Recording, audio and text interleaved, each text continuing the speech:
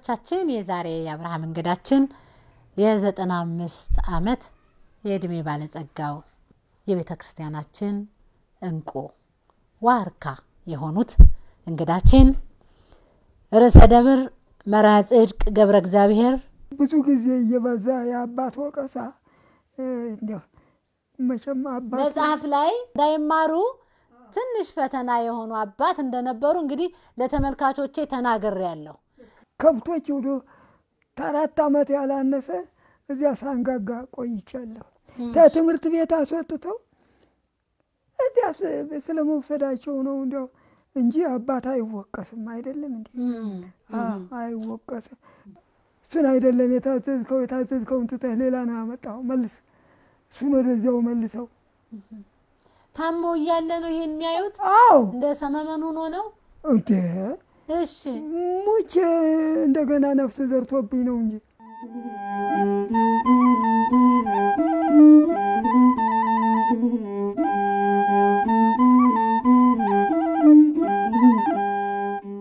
አባዬ አቤት እርስዎ እኮ ሁለገብ ነዎት።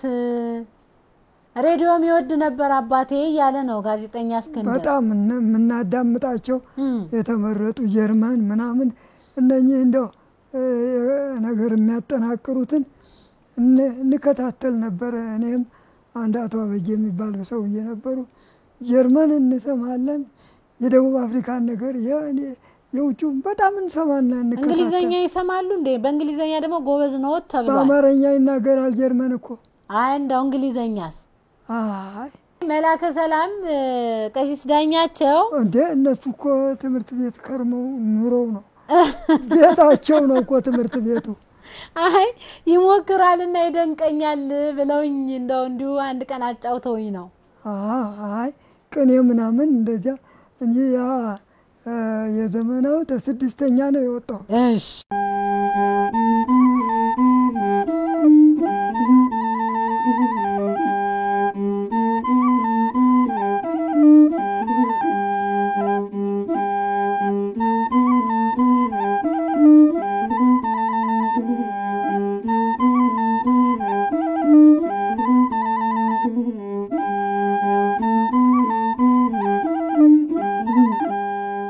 የኢትዮጵያ ኦርቶዶክሳዊት ተዋሕዶ ቤተክርስቲያን በጨለማው ዘመን የነበረች ብርሃን ለኢትዮጵያ ሕዝብ የትምህርት ጎጆ ሰሪ ኢትዮጵያውያንን በትምህርት ጎጆ ያወጣች ያስተማረች የኖረች እናት ቤተክርስቲያን ናት። ሊቃውንቷ መምህራኑ ሲማሩ ሳይመቻቸው እየለመኑ ተምረውም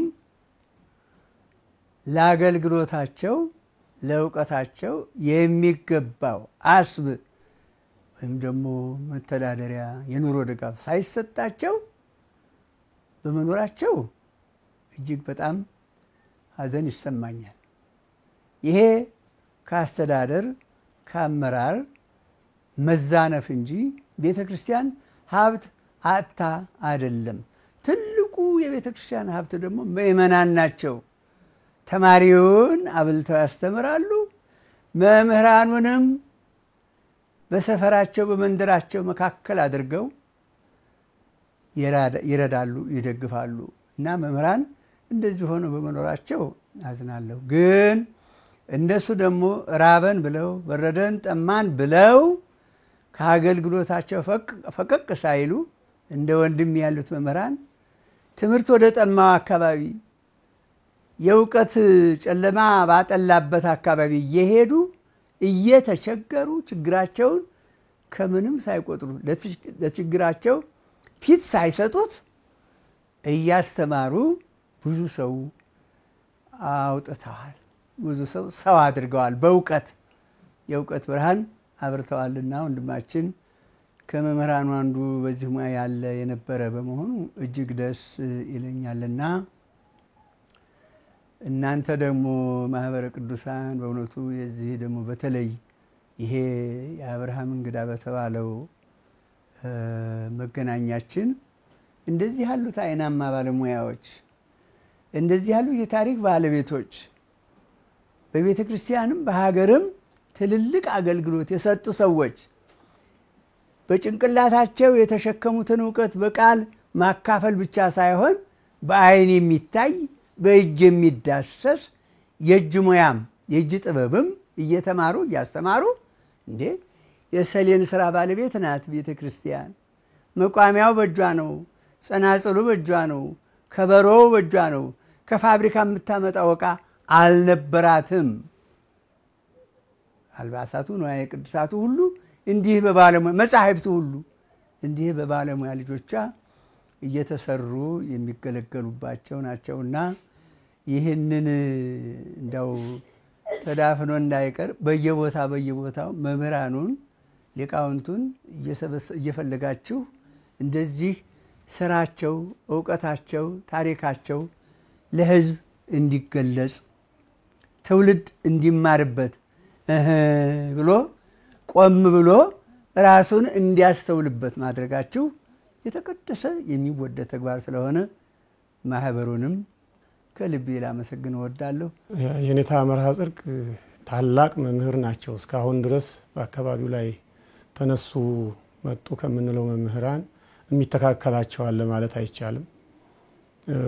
ዕውቀተ ሰፊ ናቸው። በአገልግሎት እጅግ በርካታ አገልግሎት ነው። በዚህ አካባቢ ላይ ስብከተ ወንጌል አልነበረም።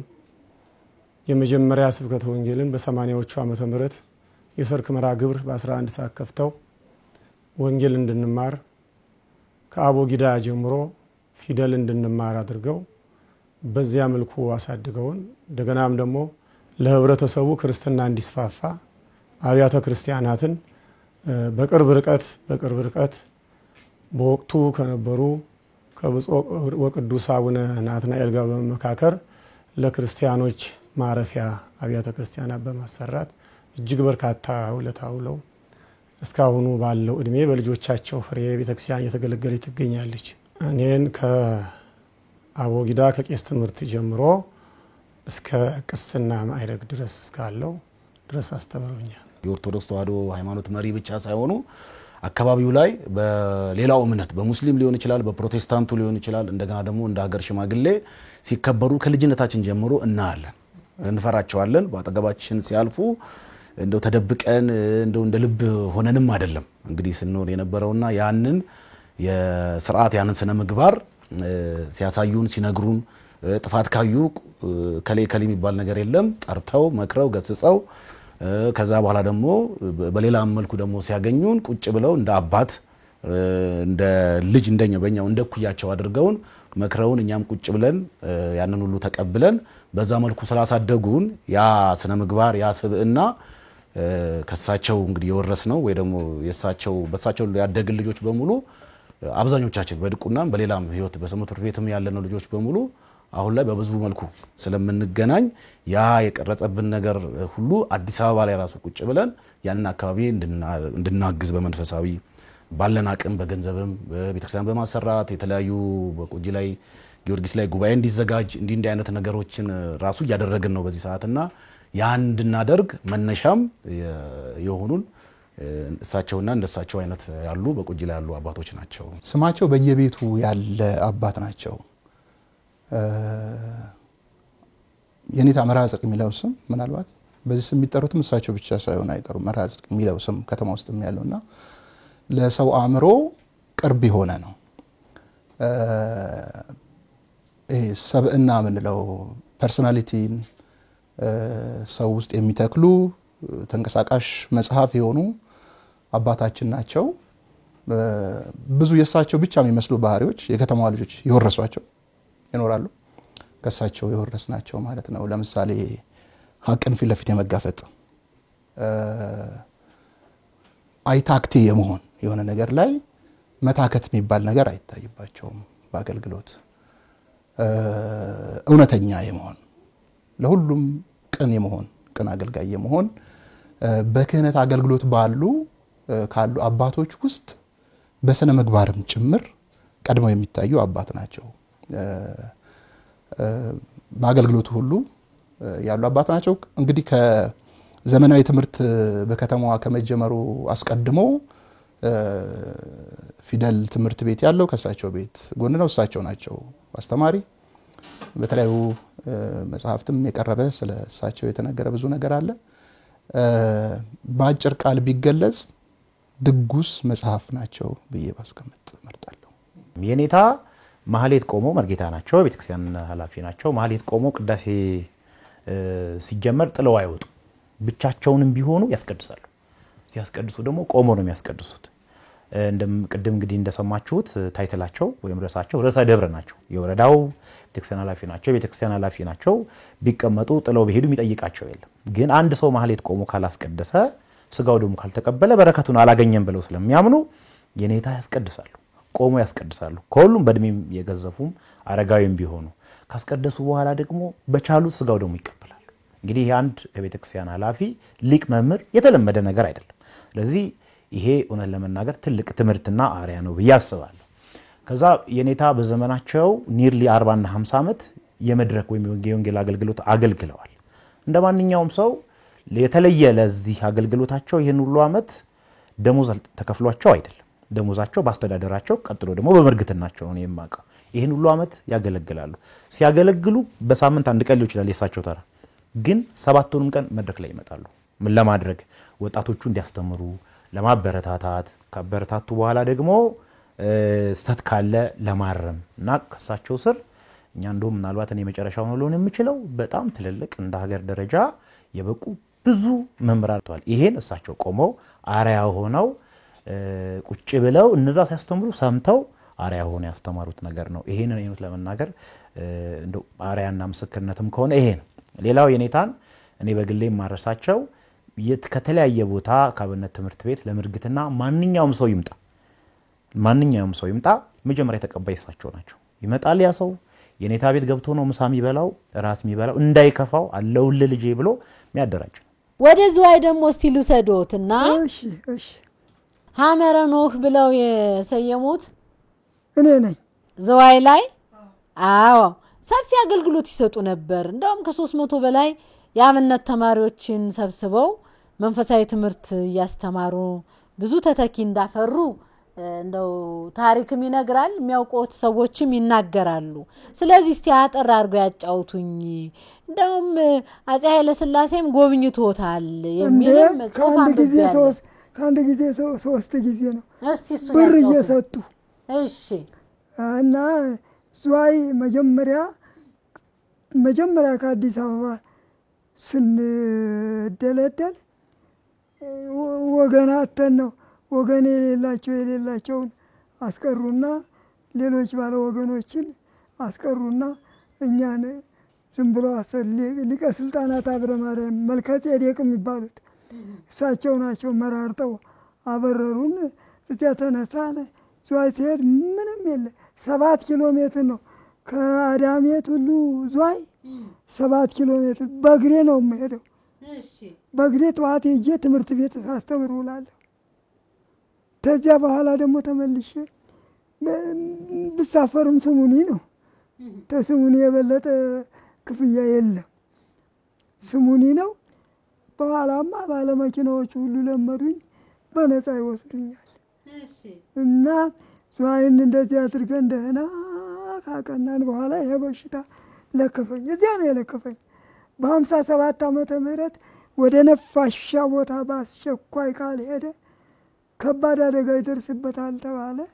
ከዚያ በኋላ ቶሎ መጣሁ። መስሪያ ቤቱ መቼሽ ይላል። አንዴ አምቦ ተዘወር ብሎ አምቦ አዛወረኝ። ከዚያ በኋላ ያው የግድ አሰላ ሲሄድ ኧረ እንደዚያ ነው ቀዝቃዛ ነው አገሩ በቆጅ የሚባል እዚያ ታልሄድክ ተባልኩ። ሊቀ ጳጳሱ አቡነ ሉቃስ ነበሩ፣ ደግ ሰው ነበሩ። እሳቸውና ስራ አስኪያጁ ማን ነበረ? የአምቦ ስራ አስኪያጅ የቤተ ክህነቱ አለቃ ማስረሻ፣ እሳቸው ነበሩ። ትንሽ ቀና በሉ እስቲ አባዬ።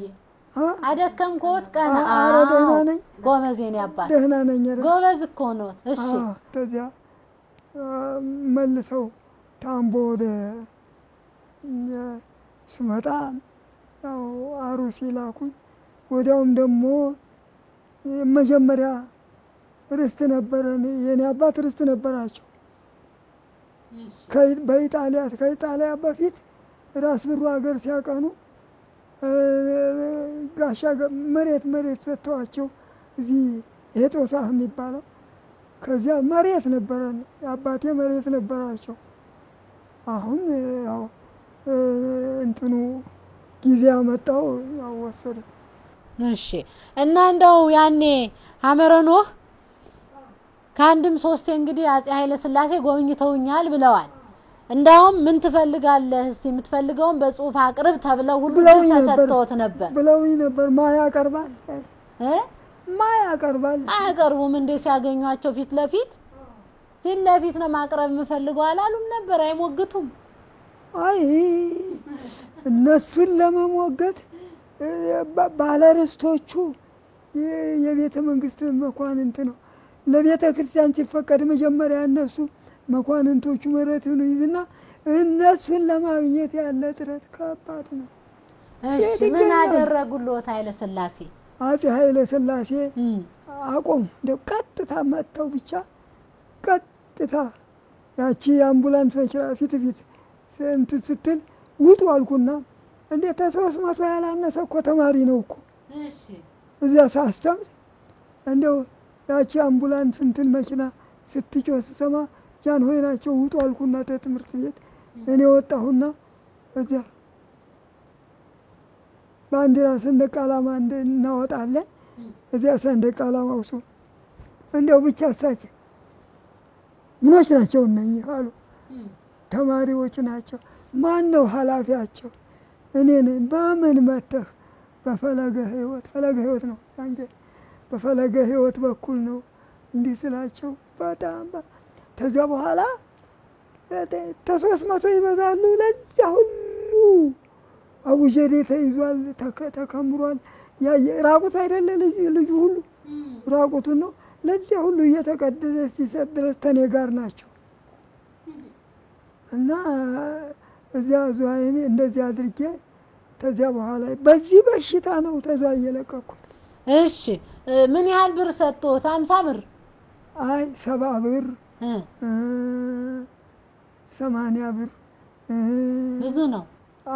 100 የሞላ አልሰጡኝም።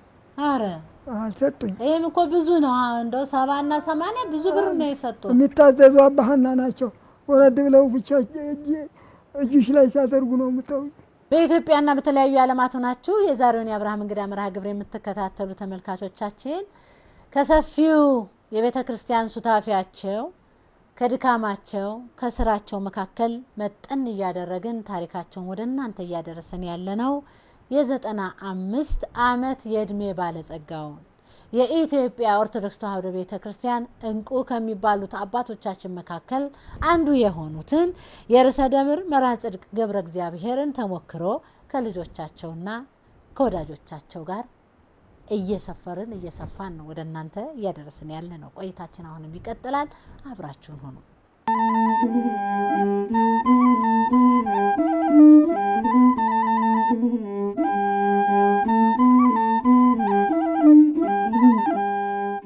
እንግዲህ ከአስሩ መካከል አንድ ሴት ሆነሽ ስታድጊ እንክብካቤው ምን ይመስል ነበረ? ከእናትሽ ከአባባም የትኛውን ተሞክሮ ወስደሽ ወደ ህይወት አመጣሽ? የልጆች እናት ነሽ ብዬ አስባለሁ። አሁን ነው አይደለ? አዎ። ምን ተሞክሮ ወስደሻል ከወላጆችሽ? ከነሱ ጽናትን እሱ አሁን በሃይማኖቱ በጣም በቃ ምንም እንትን የሌለው ወደር የሌለው ነውና ከእናታችን ደግሞ ከእናታችን ትህትናን ልገሳን ስለሷ መናገር ትንሽ ከባድ ነው በጣምና በዚህ ምድር ላይ የሌለች የተፈጠረች በቃ ልዩ አይነት እናት ነበረች ለልጆቿ ማለት ነው። በቃ ስለዚህ በአስተዳደግ ብዙም ከሌሎቹ እንደ ወንዶቹ ለየተለየ ለሴት ለምን ሶስተኛ አራተኛ ሲሉ ሴት ሲፈልጉ ይመስለኛል ወደዛ ድረስ የደረሱትና ለሁሉም ልጆች እኩል ነው። አባታችን በተለይ ቁጡ ነው፣ ቅጣትም አለ። በተለይ ወንዶቹ እየቀጠሉ ሰዓት አለች። ያቺ ገደብ ማለፍ የለባትም። ትምህርት ላይ ትኩረት መሰጠት አለበት። ጠንካራ አባት ነው፣ እንደዛውም ደግሞ ኃይለኛ ነው። ስለዚህ የቤተሰብ ፍቅር አለ እርስ በርስ ያንን ነገር ይዘን ያደግነው ሙያን ሃይማኖትን ምናምን ያንን ነገር ይዘን ያደግነውና አሁንም ያ ነገር እንደቀጠለ ነው። መተሳሰብ አለ፣ ፍቅር አለ። ያንን ነገር ነው የወረስነው። የትኛውን ተሞክሮ ወሰድክና ባለትዳር ነህ ለልጆች አሻገርክ? እውነት መናገር አሁን በቢሮም የምታወቀው በሶሻል ሚዲያም ላይ የምታወቀው ፊት ለፊት እውነትን በመናገር በፍጹም ባለማስመሰል አድርባይ ባለመሆን በተለይ ከሱ የወረስኩት እውነትን ነው። እውነትን ግልጽ መናገርን አድርባይ አለመሆንን አለማስመሰልን ነው። ይሄ ቢሮም ውስጥ የምታወቅበት ባለኝ የሶሻል ሚዲያ የፌስቡክ ፔጅም ላይ በምጽፈው የምታወቅበት አቋሚ ነው። የአቋምም ሰው ነኝ። ሰው ስላለ ሳይሆን አጣርቼ እሱም እንደዛው ነው። ሌላው ያው ቅድም ያልኩት ነው። ሚዲያ ላይ ያለውም ነገር እንደዚሁ አንድ ሌላ አቋም ነው። ከዚህ ቅድም ያለውን አዲስ አበባ ሲገቡ የገጠማቸውን ብናገር ጥሩ ነው። ከጎንደር ሲመጡ ከጎንደር መጥተው ሊቀ ካህናት በለጠም አለ በአታ ቤተክርስቲያን ሄድን ነው የሚለው። እናታችን አዲስ አበባ መግባቷን ሰምቼ በአታ ሄድን። በአታ ልንሳለም ስንገባ ግቢው ውስጥ እቃ ይዞ መግባት እንደ ነውር ቆጥረ ነው ታች በቅዱስ ገብርኤልና በአታ በኩል መግቢያ ያለች አይደል? እቃችንን እዛ አስቀምጠን ገባን አሉ። እንግዲህ በ50ዎቹ ነው። ሲመለሱ እቃው የለም። በስልቻ እንጀራ እኮ እንጀራ ነው። ስንቃችንንም ይዘናል አለ የለም። ከዛ ምን እንሁን ራበን አለ። ከዛ በግቢ ገብርኤል በኩል ስንገባ ሰንበቴ ያጋጠመንና ጋበዙን፣ በላን። በምን እንሳፈር? የተነሱት ከቀጨኔ ነው ያረፉት እዛ ስለነበር። ስለዚህ መሳፈሪያ እየጨነቃቸው እያሉ አንዲት ሴት ሸቃይ እያለች ትጠራለች አለ። ስትጠራ ሮጠን ሄደን ቢያንስ ገንዘብ ወዛደር ማለት ነው። አዎ ወዛደር። ከዛ እየሮጥን ስንሄድ ሰይጣን ቤት ስንት ታደርሳላችሁ ስትለን እንግዲህ የመጀመሪያው የኢትዮጵያ ሲኒማ ቤት መሆኑ ነው። እነሱ ግን ሰይጣን ጋር ልትወስደን ነው ብለው ከአጠገቧ ጥለው በርግገው በመፈላለግ ነው እነሱም ራሳቸው እንደገና የተገናኙትና ያን ገጠመኝ ነግሮናል። ሁለተኛው ሞቶ ከመነሳት ጋራ አሁን ብዙ ነገሩ ረስቶት ነው እንጂ እኛ ይሄን ታሪክ አናውቅም ነበር።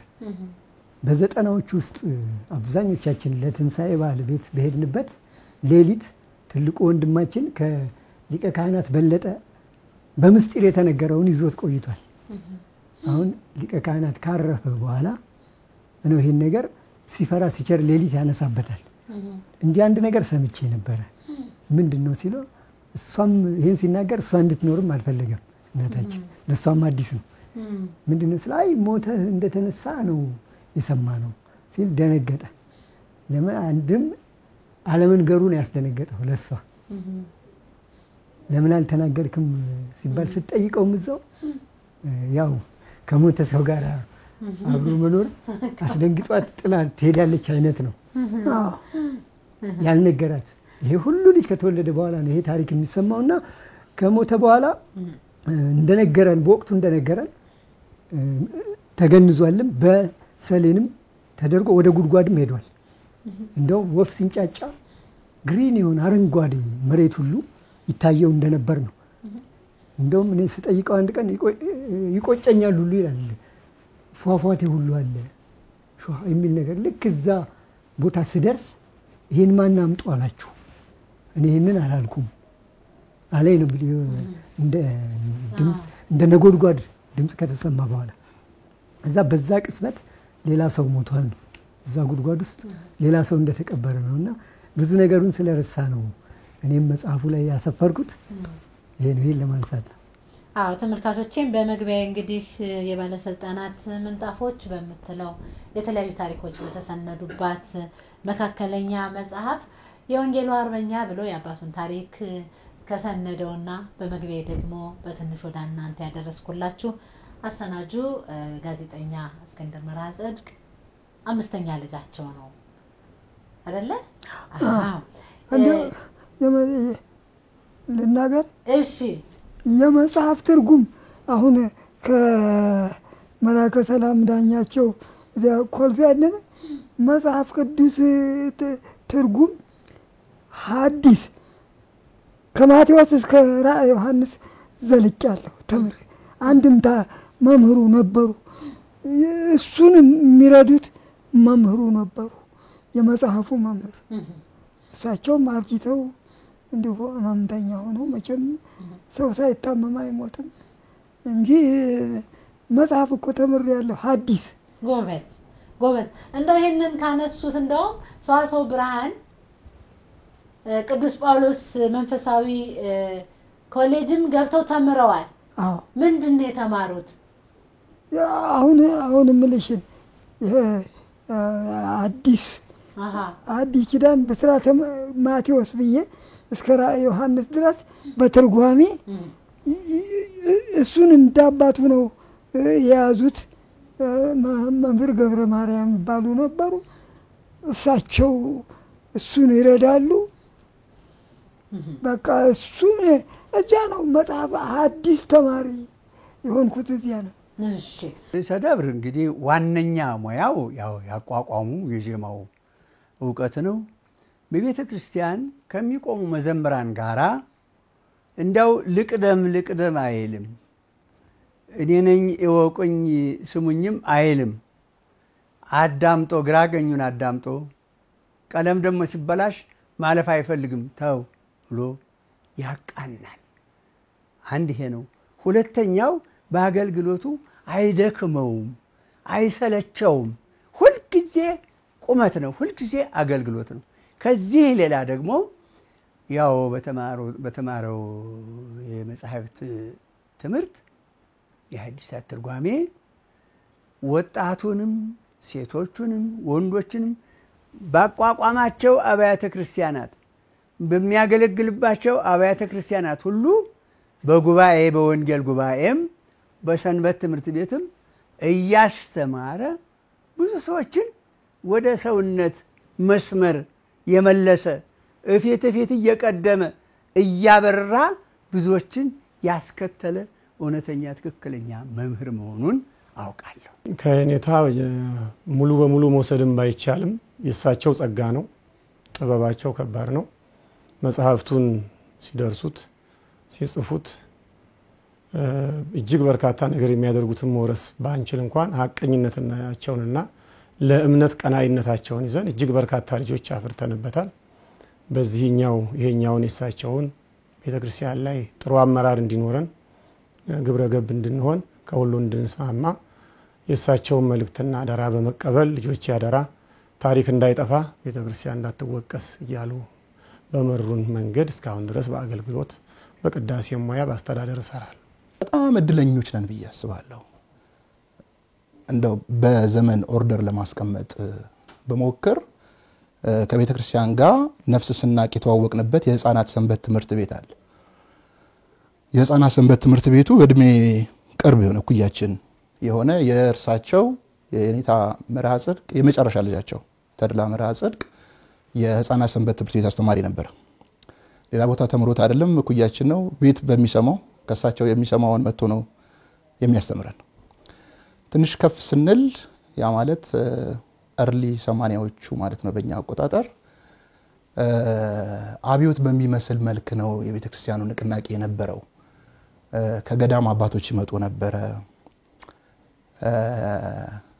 እና አባ ገብረ ጊዮርጊስ እናስታውሳለን በዛው የተቀጣጠለ ቢመስል በርካታ ልጆች ገዳማዊ ህይወትን የመውደድ ለብዙዎች ላይ መስል ይችላል ለምሳሌ ከአርሲ አካባቢ እንደዚህ አይነት አባት አሉ ሚለው አገላለጽ የተለመደ ወይ ጆሮ ገብ ላይ ሆነ ይችላል ግን በርካታ አባቶች አሉ ቀዳሚ የሚሆኑት የሚመስለኝ ማሆይ ጸዳለ ማርያም ክፍሌ ናቸው የሳቸው የቆባ አባት ናቸው አባ ገብረ ጊዮርጊስ አሁን በህይወት የለም በረከታቸው ይደርብን የወለጋ ሰው ናቸው አማርኛ እንደውም የተወሰነ ያዝ ያረጋቸዋል ሲያስተምሩ ከግዕዝ መጽሐፍትን እያጣቀሱ ያስተምሩ ነበር ትንሽ ቀጠል ሲል 80ዎቹ አጋማሽ አካባቢ እንደዚሁ የሰርክ መርሃ ግብር ያስጀመሩ አባታችን ናቸው።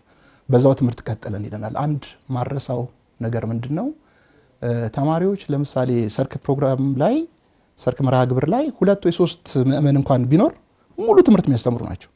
አልተሟላም ሰው ቤተክርስቲያኑ ቁጥሩ አሁን ያለው ምእመን ይሄን ያለው ሳይሉ 2 ሰው እንኳን ቢያገኙ የሚያስተምሩ አባት ናቸው። ወደ መጨረሻው እንግዲህ 92 ላይ እኔ አዲስ አበባ ዩኒቨርሲቲ ዋናው ግቢ ነበርኩኝ። ማህበረ ቅዱሳን በየሳምንት አንድ ቀን በባች መርሃ ግብር አለ። የዶር መርሃ ግብሮች ነበሩ። ወደዛ ከመጣታችን በፊት የመጀመሪያ ቀዳማይ በሚል የዩኒቨርሲቲ ትምህርት ክረምት ላይ መጥቶ ያስጀመረን ወንድማችን አለ። ኢንጂነር ዶክተር ኢንጂነር በላቸው ጨከለ የሚባል አሁን ለንደን ኪዳነ ምህረት የማህበረ ቅዱሳን ቅርንጫፍ አስተባባሪ ነው። እርሱ መጥቶ መጀመሪያ ያማከረው የኔታ መርሃ ጽድቅን ነው ያንን ፕሮግራም ለማስጀመር። ስለዚህ በቀዳማይ ፕሮግራም ሲጀመርም ፈቃደኝነታቸውን ገልጸው መጥተው የሚያስተምሩን የመረቁን እና መርቀው ወደ ግቢ ጉባኤ የላኩን አባታችን ናቸው። በርካታ እንግዲህ አንድ ወረዳ ላይ ከ40 በላይ አጥቢያ ቤተክርስቲያን እንዲተከል ምክንያት ሆነዋል። ከዛ በተጨማሪ አሁን ድረስ እያገለገለ ያለው የወረዳ ቤተ ክህነቱ አዳራሽንም ያሰሩት እርሳቸው ናቸው። ማንንም ይሁን ምንም እሳቸው ከቤተክርስቲያን ስርዓት ከቃለ እግዚአብሔር አይበልጥባቸውም። ለምሳሌ ቅኔ ማህሌት ላይ አንድ ሰው ዜማውን እያለ ካበላሸ ያ ሰው ማንም ሊሆን ይችላል፣ አለቃ ሊሆን ይችላል፣ ቆሞስ መነኩሴ ሊሆን ይችላል፣ አስተካክል ነው የሚሉት። ዲያቆን ዜማውን አሳምራለሁ ብሎ ሲል ከና አማርኛው ዘንጥል አቀማጥል ነው የሚሉት እሳቸው። አማርኛው ነው መናገርሽ ዲያቆን መስዋዕት ብላለሁ ብለው ሲል አስቆሞ ሊሆን ይችላል። እኔ ይሄንን ሌሎች መምራን ሌሎች አገልግሎቶች ከቅርብ ጊዜ ወዲህ በተለያየ ምክንያት በቴክኖሎጂም እየተረሱ የመጡ ነገሮችን ምንም ነገር ቅንጣት ታክል ሳይተው በጥንቃቄ ይገስጻሉ። በግላቸው ለማንም ቂም የላቸውም። ከበሮ ስንመታ ትንሿን ነገር አያልፉ። ውዳሴ ማርያም ሲደገም ይታደላል አይደለም እንዲህ የተባለ እሳቸው በተለይ ዲያቆናቱን ከፊት ለፊታቸው ያሉትን ቆጮክ ብላችሁ በሉ ይላሉ።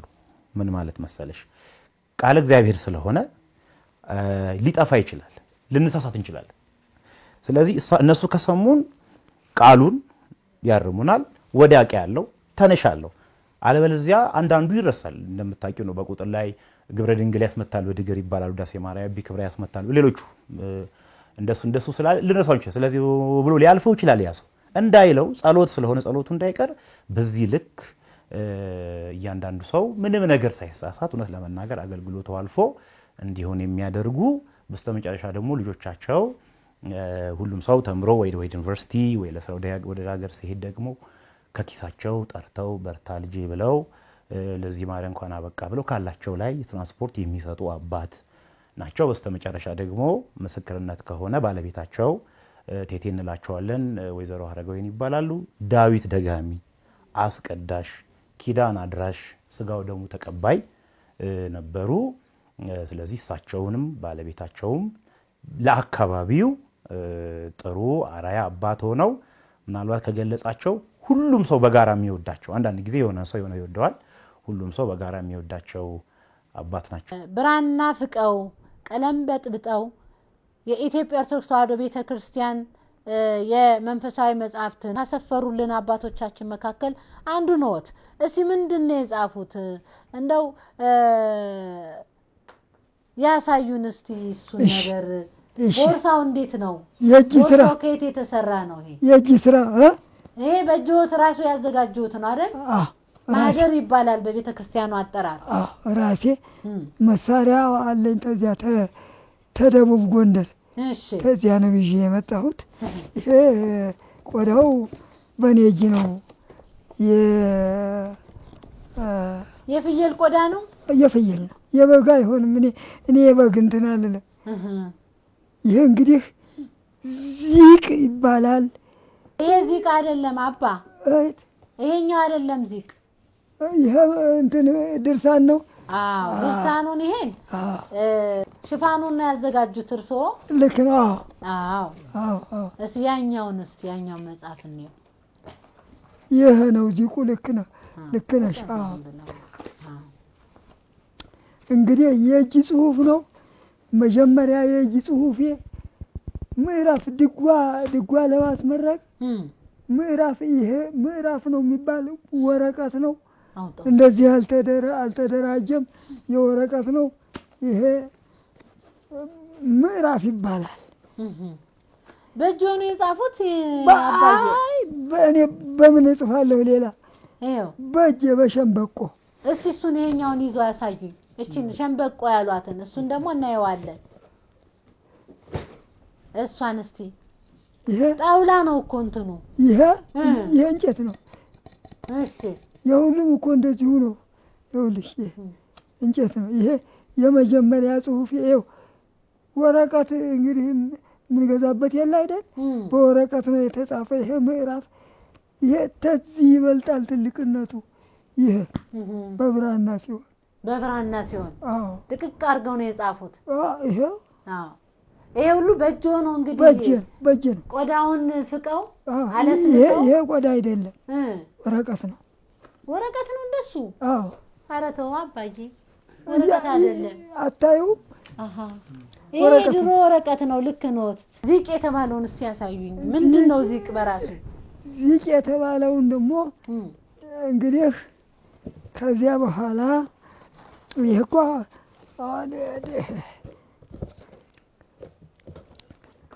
ዚቅ ማለት ሌሊት በጸናጽል በከበሮ ማህሌቱን ሲደልቁት የሚያድሩት ይሄ ነው ዚቅ ማለት ነው። ምስጋና ነው ምስጋና እንደ ዝማሬ ሌሊት እሁድ እንደው እዚህማ እኮ ቅርብ ነው ይሰማኛል ማህሌቱን እንትን ሲሉ እኮ ነው የሚያድሩት። እስቲ እሱን ያሳዩኝ እዛው ገልጣ ያው ጽሁፉ ረቂቅ እኮ በጣም በእጅ ነው የጻፉት ራሱ በእጅ ቀለም በጥብጠው ቀለሙንም ራሴ ነኝ የማወጣ። አዎ ይሄ ቆዳ ነው ብራና ነው ይሄ። አዎ ይቺ ትንሽ ልጅና አንድ በላይነሽ የምትባል ሁለቱ ረድተውኛል ቀለሙን ሳወጣ። የብረት ምጣድ ጥርግራጅ የለም እሱን ደግሞ ይሄ ምንድነው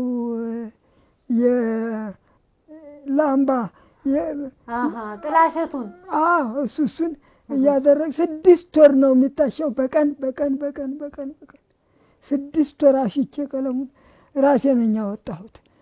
እና ጽሁፉን እንግዲህ መመልከት ይቻላል።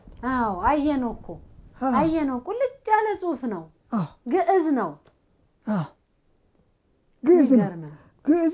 ግዕዝ አይደለ ሲያዜሙ የሚያድሩት በጸናጽል በከበሮ እንደዚያ ነው።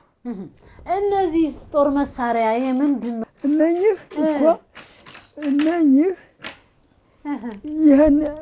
ይሄንን ውጪውን ይሄንን እሺ በዚህ ነው የምንሸልመው ዲዛይን የሚያወጡበት ማለት ነው። አዎ ይሄን ያደርግና እርጥቡን ሳይደርቅ ይሄ ወደ እሳት ይቀርባል። እሳት ይቀርብና ከሰል እዚህ እንደዚህ አድርገን ይግላል። ሲግል ይሄን ብድግ አድርገን በዚህ እንተኩሰዋለን። ይሸልማል። እንግዲህ ተመልካቾቻችን ይዩት ማሽን አይደለም የሰራው የቀደሙ አባቶቻችን እንዲህ አይነት ጥበብ ነበራቸው። ይሄ የእጅ ጽሁፍ ነው። ይሄ እንግዲህ ተብሎ ነው አባ ታሪኮትን እኮ ለዓለም እየተናገርኩኝ ነው። ልክ ነው። ይሄ የፍየል ቆዳ በዚህ መልክ ተፍቆ ተለስልሶ ይሄ ብራና ይሄን ያክል እድሜ አይባልም። ካለማጽናፍ እስከ ካለማጽናፍ መኖር የሚችል ነው። ከትውልድ ወደ ትውልድ መሻገር የሚችል ነው። የኢትዮጵያ ኦርቶዶክስ ተዋሕዶ ቤተክርስቲያን እንዲህ አይነት አባቶች ስላሉን ዛሬኛ ኦርቶዶክሳውያን ነን ብለን ልባችን ሞልተን እንድንናገር ማሳያ አባታችን ናቸው። ምንኛ ይደንቃል። ማን ነው ቆዳ የሚፍቀው? ማን ነው ቀለም የሚበጠብጠው? ማን ነው አለስልሶ ታሪክን ዕውቀትን ለትውልድ እንደሚዘግበው? እኛ የት ነን? ቴክኖሎጂ እያተረፈን ነው እያከሰረን ነው? የቀደመውን ጥበብ ይዘን እየተጓዝን ነው? በሌላው ዓለም እየተጠመድን ነው? ሁላችን ራሳችንን እንጠይቅ። እሺ አባዬ ይሄ የቀለም ቀንድ ይባላል። እሺ የቀለም ቀንድ ነው። እዚህ በጠበጥና መሬቱ እንዳይደፋ ምናምን እንተክለዋለን። ማስመሪያ ይሄ መሳቢያ ይባላል። ይሄ በመስመር እንዳይወላገድ መስመሩ ሁሉን ይሄን ውስጡን ሁሉ ይሄን ብራናውን ስንጽፍ በዚህ እየሳብን ነው። ዚች ነጥብ እናደርግና እንዳይበላለጥ አንዱ ሰፊ አንዱ ጠባብ እንዳይሆን እዚያ እናደርግና በዚህ እንዲች እንስባ ይቻት እቺ እሳት አላት። እሳት ከሰል ተደርጎ ያግላታል። ሲያግላት በዚች በማስመሪያ ስንስብ ልክ ይመጣልና ይህን ሁሉ በዚህ አስምረን ነው። ይህን ሁሉ ትልቅ መጽሐፍ በዚህ እያሰመርን ነው። መሳቢያ ይባላል። ይህንን ስለሰሩ በአብርሃም እንግዳ መርሃ ግብር አዘጋጅ ክፍል ስም እጅግ አድርጌ አመሰግኖታለሁ አባቴ። አሁን ይህንን ሃሁ ሂሃሄሆ የሚለውን የኢትዮጵያ መለያ የሆነውን ፊደል ሳይቆጥር ያደገ ኢትዮጵያዊ አለ ማለት አንችልም። ከሊቅ እስከ ደቂቅ ያላነበባለ የኔታ አባ ሁላችንም አንብበነዋል። እናቱ የዛ ሁሉ ይቺ ነች እናቷ። እናት የእውቀቱ ሁሉ መሰረት እቺ ናት። ወላጇ እሷ ናት አይደለ? አዎ። እንግዲህ በየቄስ ትምህርት ቤቱ እድለኛ የሆናችሁ ከነ የኔታ አገር ስር በቄስ ትምህርት ቤት ሃሁ ብላችሁ መልእክተ ዮሐንስን ዘልቃችሁ ዳዊትን አነብንባችሁ ወደ ሌላው ከፍ ወዳለው መንፈሳዊ ዕውቀት የተሻገራችሁ በሙሉ ይህቺን መዝገብ ይህቺን ፊደል አትዘነጓት። ይህንንም ያሰናዱት ቆዳ ፍቀው ቀለም በጥብጠው በሚያምር መልኩ ኢትዮጵያ ከምትገለጥበት መገለጣዎቿ መካከል አንዱን ፊደል በዚህ መልክ የሰነዱት የኔታ ናቸው። ይህን ለማዘጋጀት ስንት ቀን ፈጀ የኔታ? አይ ብዙ አይፈጅብኝም እኮ እኔ። ኧረ ውይ ሳፈጥንማ ለምሳሌ ጥራዝ ማለት አንጣስቲያ ይሄ ነው። አዎ እሺ ጥራዝ ማለት ይሄ ነው። ይሄ አንዷ ጥራዝ አንድ አፍታ ነው ምጽፋት። በቃ አሁን አንድ ጥራዝ ማለት ይሄ ነው። ይሄንን 3-4 ቀን ይፈጅ መስሏቸዋል። አፈጥናለሁ። ይሄ ነው ጥራዝ ማለት። እንደው ግፋ ቢል 3 ቀን አይፈጅብኝ። እንደዚህ ይሄ በዚህ ተስቦ በማስመሪያ አለ ደግሞ ማስመሪያ ደግሞ የት ነው ወስፊ አለ ወረቀቱን እንዳይቀድ ልስልስ ያለ በዚያ በዚህ ነው። ይኸው አያችሁ፣ ይኸው ደነን ልስን አይቀድም እንትን። አዎ በዚህ ነው የምናሰምረው። ለአባትሽ ክብርሽንም ፍቅርሽንም እስቲ ግለጪ። እኔ ለአባቴ በቃ መልካም ጤንነትና እስካለ ድረስ ጤና ሆኖ ረጅም እድሜ ኖሮ እንደዚሁ እንዳለ ለኛ ክብር ነው። ረጅም እድሜ ቢሰጠው ከጤና ጋር ተመስገን ነው። አሁንም ጥሩ ነው ያለው። ለቤተሰቡ ደግሞ ሁሉም እንደዚሁ እንዲቀጥል በመተሳሰብ በመፈቃቀር ምናምን እንዲኖር ለሀገራችን ሰላምን እመኛለሁ። ሰላምና ፍቅር ሲኖር ነውና ሁሉም የሚኖረው። ላረፉት ደግሞ ለእናታችንም ለወንድማችንም ሳሙኤል የሚባለው 4ኛ ልጅ በቅርብ ጊዜ ነው ህይወቱ ያለፈውና ለነሱ ደግሞ ገነትን መንግስተ ሰማያት እንዲያወርስልን እመኛለሁ። አባቴ በጣም አከብርሃለሁ፣ በጣም እወዳለሁ። ኩራቴ ነህ፣ መመኪያዬ ነህ እና ረጅም እድሜ ጤናህን እንዲሰጥልኝ እለምናለሁኝ። እኔም ላንቺ እኔ የምቃወመው ምንድነው? ምን ወለደ ወንድ ጓሽ ያዳደስ ሴት አይተውን ለምንድን ነው እንዲህ የሚባለው? ያንን ነው የምቃወመው። ተውን መዳኒ ማን ነው ዛሬ ጎኔ ቆሞ ምንድነው? ምን ላምጣ ምን ላድርግልህ? እንዴ ልጅ ነው ሴት ወንድ እግዚአብሔር ባርኮ የሰጠ። ስለ አባቴ ይሄ ቢነሳ ደስ ይለኛል የምትለውን ነገር ጨምርና አንሳና ክብርህን ፍቅርህን ለአባትህ ግለጽ። አሁን ካየነው በተጨማሪ እኛ ቤት ውስጥ የነበረ አልጋ፣ ቁም ሳጥን፣ ጠረጴዛ፣ ወንበሮች በራሱ ነበር የሚሰሩት። እነ መላከ ሰላም ያውቃሉ። እዛ ተግባር ምንድነው ሰዋሰው ብርሃናት ጳውሎስ መንፈሳዊ ኮሌጅ ውስጥ ሲማር የቀለም ብቻ አይደለም የሙያ ትምህርትም ነው የተማረው። ሰርቲፊኬትም አለው። እንደውም አንደኛው ወጥቶ የተሸለመው ሰርቲፊኬት አለ። ከዛ ይዞ በመጣቸው መሳሪያዎች ቁም ሳጥኑ ቅድም ያልኳቸው ቁሳቁሶች በሙሉ ቤት ውስጥ ተሰርተው እዛ አርስ እያለን በዛ ነበር የምንገለገለው። አዎ እኔ እየሰራሁ ከዛ በተረፈ እኔ ለሱ የምመኘው እህታችን ከገለጸችው በተጨማሪ አባቱ ምን ይሉ ነበር? ከልጆቼ ቅድሚያ ስጠኝ ይሉ ነበር። እንዳሉ ከልጆቻቸው ቅድሚያ ሰጥቷቸው ሄደዋል። ለሱም የምመኘው ይሄንን ነው። ቀሪውን እድሜውን የአንድም ልጅ ሞት ሳያሳየው አንዱ በእግዚአብሔር ፈቃድ በቅርቡ ከዚህ ዓለም በሞት ተለይቷል በድንገት።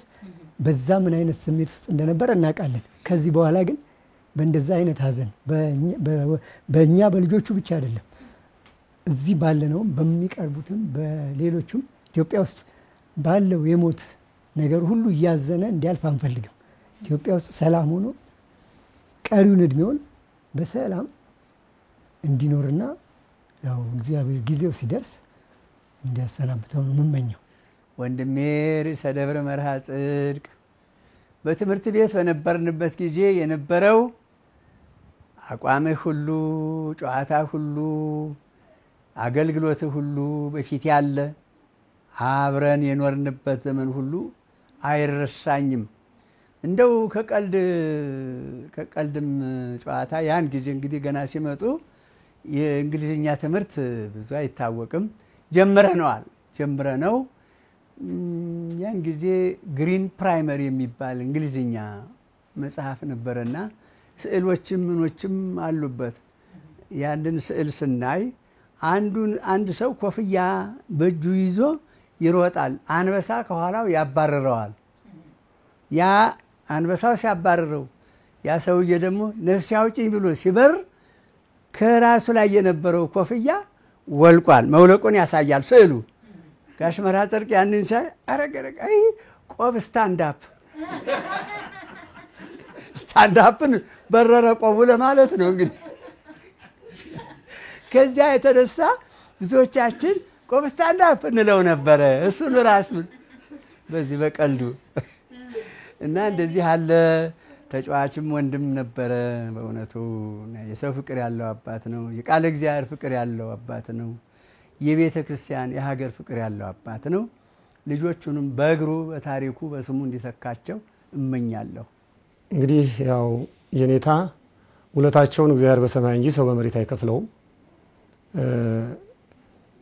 ከልጅነት ጀምሮ ለክህነት የሚበቃውን ለክህነት ትበቃለህ፣ አንተ አትበቃም፣ የነቢይነት ያህል ጸጋ ያላቸው አባት ናቸው።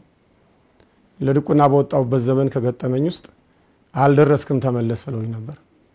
ከዚያ በኋላ ደግሞ ራሳቸው በገመገሙትና በነገራቸው መልኩ አሁን በቅቷል መሳፈሪያ ስጡት ሄዶ ይካን ብለው ብቃት ያላቸው ታላቅ አባት ናቸው እና እድሜና ጤና ይስጥልኝ። ያው ስልጣነ ክህነቱንና እምነታቸውን ለትውልድ እንዳስተላልፍ እግዚአብሔር ይርዳኝ ይላሉ።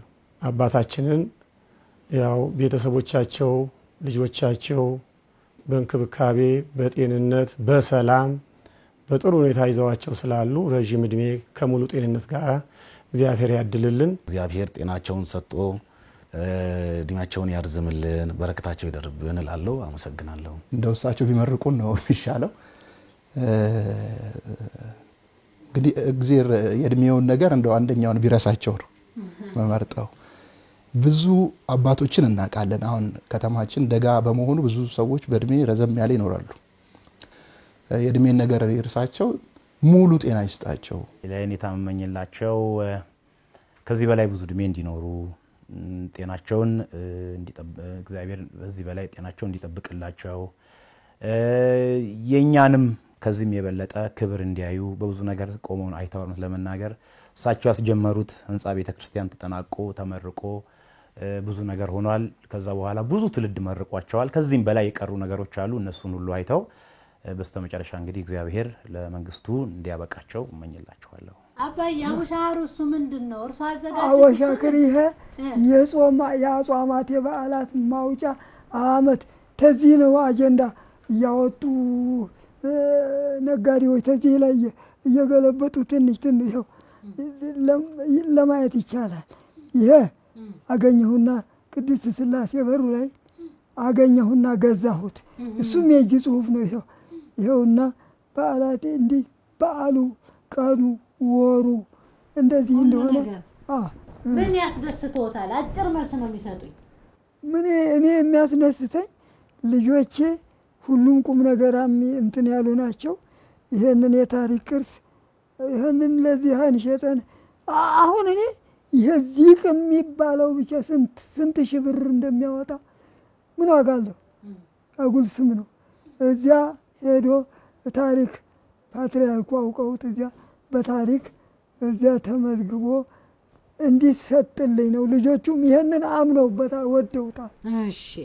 እሺ እንግዲህ ቀደም ያለውን እና የአሁኑን ዘመን የቤተክርስቲያን አገልግሎት ጠንካራ ጎኑና ድክመቱ ይሄ ነው የሚሉት ነገር አለ? ሐሳብ እስኪ ይስጡ።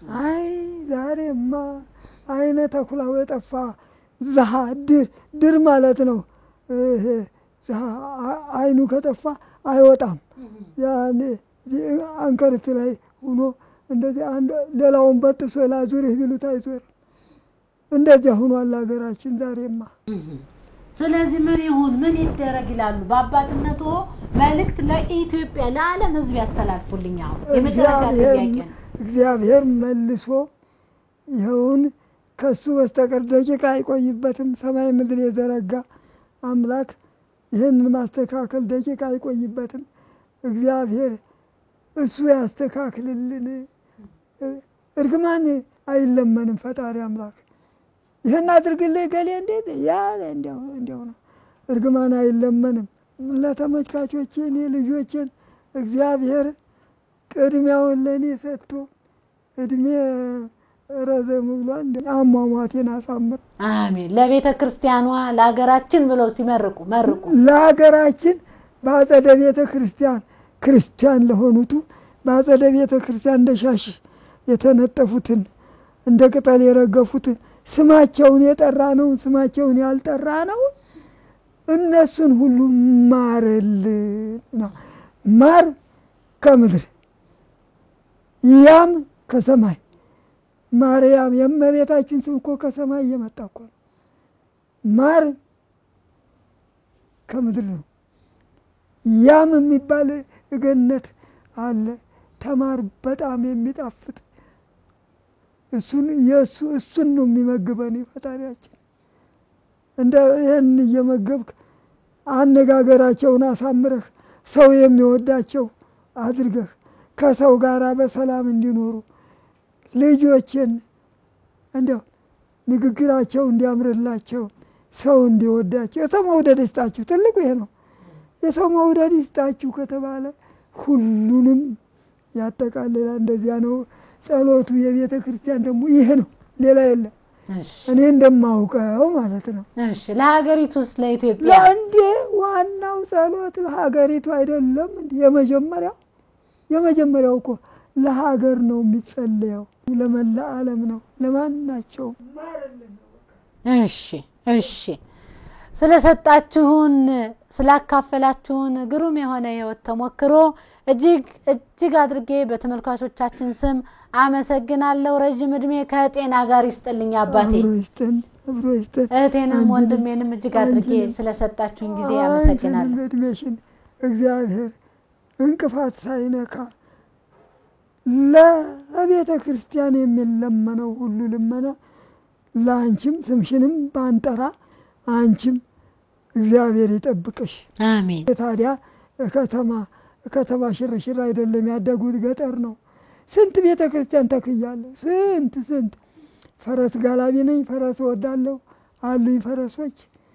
አንዱን ሳባት ልጌት ከተፍ ሌላ ወረዳ ሄድኩ እንደሆነ አድር እንደሆነ እንጂ እዚያ እኔ የወረዳ ኃላፊ የቤተ ክህነት ሹም ነኝ። ስልጣን አለኝ። በዚያ በወረዳ ኃላፊነቴ እዚያ ስንት አድባራት መሰለሽ ወደ 40 ስንትስ አብያተ ክርስቲያናት አስተዳዳሪ ነበርኩ ማለት ነው።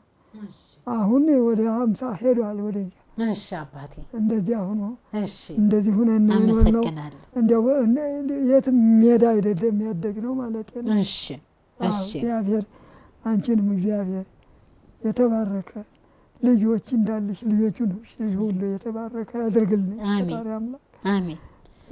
ሰው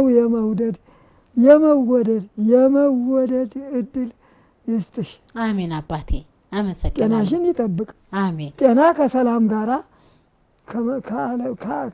ከዓለም ጋራ ጤና እድሜ ከሰላም ጋራ ይወደዳልና ይህንን ሁሉ ይስጥሽ። አሜን። በኢትዮጵያና በተለያዩ ዓለማት ሆናችሁ የዛሬውን የአብርሃም እንግዳ መርሃ ግብር የተከታተላችሁ ተመልካቾቻችን በጊዜያችሁ ብዙ እንዳተረፋችሁ እርግጠኛ ነኝ። ማን ይናገር የነበረ ማን ያርዳ የቀበረ ነው። ለዚህ ማሳያዎቻችን ደግሞ አባቶቻችን ናቸው።